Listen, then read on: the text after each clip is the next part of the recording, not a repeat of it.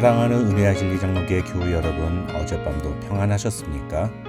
오늘도 우리의 삶 속에서 하나님을 존중하는 모습으로 하나님께 영광을 돌려드리는 저와 여러분이 되시기를 주님의 이름으로 축원합니다. 오늘 새벽에 만나보면은 사무엘상 3장 1절로 21절입니다. 사무엘상 3장 1절로 21절을 제가 읽어드리겠습니다. 아이 사무엘이 엘리 앞에서 여호와를 섬길 때에는 여호와의 말씀이 희귀하여 이상이 흔히 보이지 않았더라. 엘리의 눈이 점점 어두워가서 잘 보지 못하는 그때에 그가 자기 처소에 누웠고 하나님의 등불은 아직 꺼지지 아니하였으며 사무엘은 하나님의 궤에 있는 여호와의 전 안에 누웠더니 여호와께서 사무엘을 부르시는지라. 그가 대답하되 내가 여기 있나이다 하고 엘리에게로 달려가서 이르되 당신이 나를 부르셨기로 내가 여기 있나이다 하니 그가 이르되 나는 부르지 아니하였으니 다시 누우라 하는지라. 그가 가서 누웠더니 여호와께서 다시 사무엘을 부르시는지라. 사무엘이 일어나 엘리에게로 가서 이르되 당신이 나를 부르셨기로 내가 여기 있나이다 하니 그가 대답하되 내 아들아 내가 부르지 아니하였으니 다시 누우라 하니라.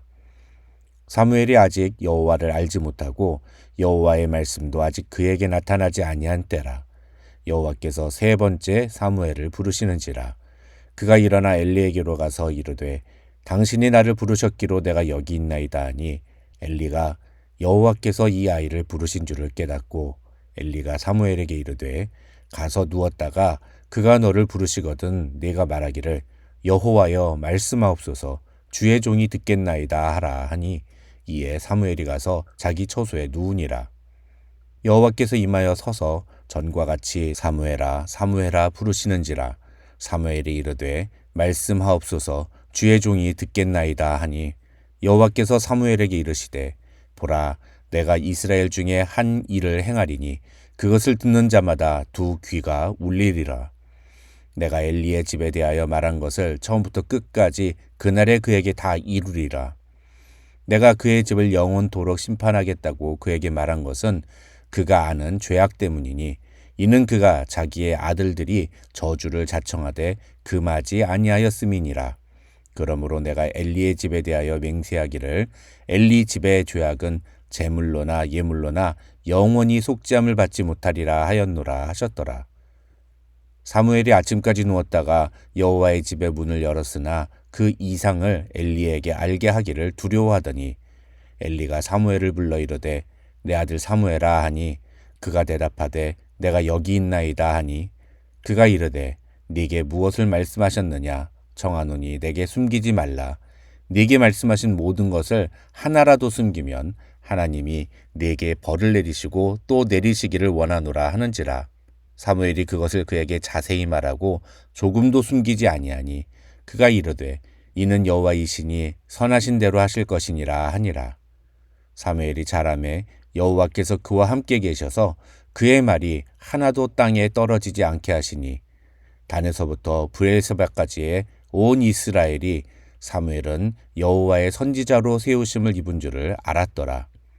여호와께서 실로에서 다시 나타나시되 여호와께서 실로에서 여호와의 말씀으로 사무엘에게 자기를 나타내시니라.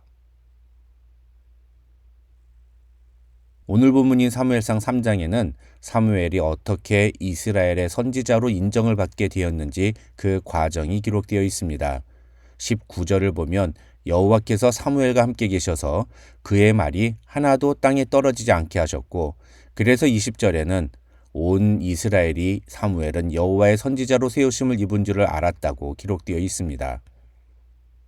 여기서 사무엘의 말이 하나도 땅에 떨어지지 않았다는 것은 사무엘이 무슨 말을 하든지 다 그대로 됐다는 뜻이 아닙니다. 이 말의 의미는 여호와께서 여호와의 말씀으로 사무엘에게 자기를 나타내시니라는 21절과 연관이 있습니다.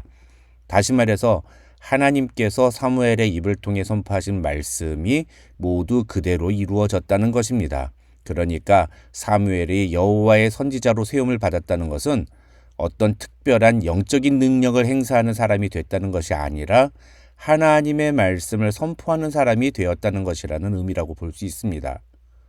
이렇게 여호와의 말씀을 선포하는 사무엘의 모습으로 결론을 짓는 3장의 시작은 여호와의 말씀을 깨닫지 못하는 사무엘과 엘리의 모습으로 시작합니다. 1절을 보시면 사무엘상의 저자는 아이 사무엘이 엘리 앞에서 여호와를 섬길 때에는 여호와의 말씀이 희귀하여 이상이 흔히 보이지 않았더라고 기록합니다. 그리고 그런 현실을 그대로 반영이라도 하듯이 2절에서 사무엘서의 저자는 엘리의 눈이 점점 어두워가서 잘 보지 못하는 그때라고 기록함으로써 엘리의 영적인 눈과 귀가 점점 어두워져서 하나님의 말씀을 듣지도 보지도 못하는 엘리의 모습을 소개하고 있습니다. 중요한 것은 그 다음부터입니다. 하나님은 영적인 눈과 귀가 멀어버린 대제사장 엘리 대신에 사무엘을 부르십니다. 처음에는 사무엘도 하나님이 부르시는 소리를 엘리가 부르는 소리인 줄 알고 엘리를 찾아갑니다. 7절을 보면 이런 상황을 사무엘서의 저자는 사무엘이 아직 여호와를 알지 못하고 여호와의 말씀도 아직 그에게 나타나지 아니한 때라고 기록합니다. 여호와를 알지 못하기 때문에 하나님의 말씀이 들려도 그것을 분간하지 못한 사무엘의 모습과 여호와를 알고 있음에도 불구하고 하나님의 말씀이 들리지 않았던 엘리의 모습이 비교되고 있는 것입니다.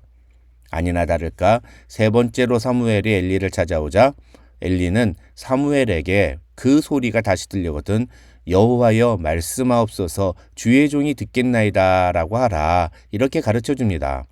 그런 사무엘에게 하나님이 처음으로 주신 말씀은 아이러니하게도 엘리의 집안에 대한 하나님의 계획이었습니다. 그리고 그때부터 하나님은 사무엘에게 말씀으로 자기를 나타내셨다고 사무엘서의 저자는 소개합니다. 이런 내용이 기록된 오늘 본문에서 우리가 생각해 봐야 하는 것은 왜 엘리는 하나님의 말씀을 듣지도 보지도 못했는가 하는 것입니다. 결론만 짧게 말씀을 드리면 그것은 엘리의 죄 때문이라고 할 수 있습니다. 13절을 보시면 하나님이 엘리 집안을 심판하시기로 결정한 이유는 그가 아는 죄악 때문이라고 하나님은 분명하게 말씀하십니다.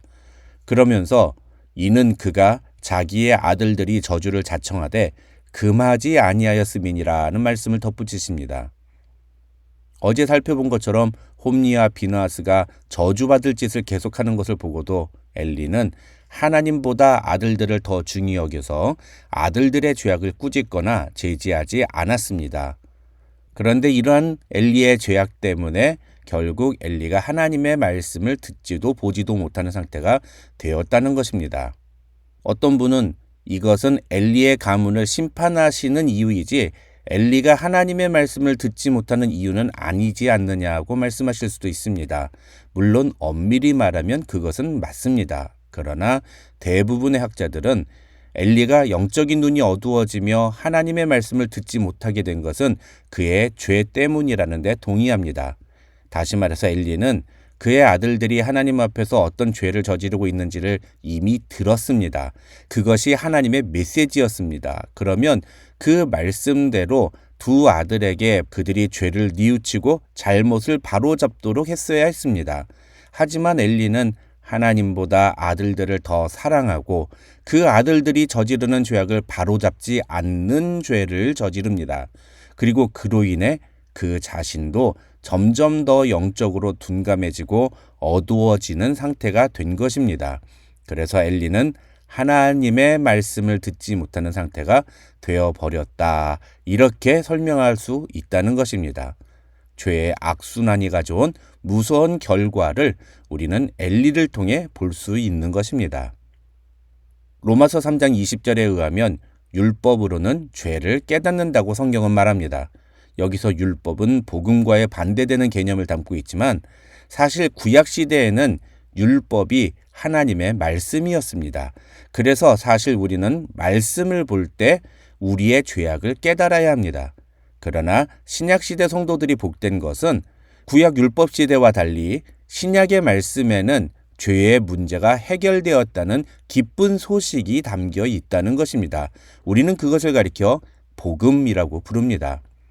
그래서 신약의 성도들은 구약시대의 성도들처럼 말씀을 통해 자신의 죄를 깨닫고 그것 때문에 절망하는 것이 아니라 그 문제를 어떻게 해결할 수 있는지 방법을 발견할 수 있는 것입니다. 그런 의미에서 하나님의 말씀이 들린다면 우리는 우리의 죄를 깨닫고 그 죄에 대하여 올바른 반응을 보이는 것이 필요합니다. 그 올바른 반응이 무엇일까요? 그것이 바로 회개입니다. 그런데 만약 우리가 그런 반응을 하지 않고 죄를 방관하거나 죄에 대해 둔감해진다면 오늘 본문에 나오는 엘리 제사장과 같이 우리 역시도 하나님의 말씀이 선포되어도 그것을 듣지 못하고 깨닫지 못하는 영적으로 어두운 상태가 되어버린다고 성경은 경고하고 있는 것입니다. 17절과 18절의 내용은 이런 엘리의 영적인 상태를 보여주는 증거입니다. 하나님께서는 이미 2장에서 하나님의 사람을 통해서 엘리 제사장에게 그와 그의 아들들의 죄악에 대해 말씀하셨습니다.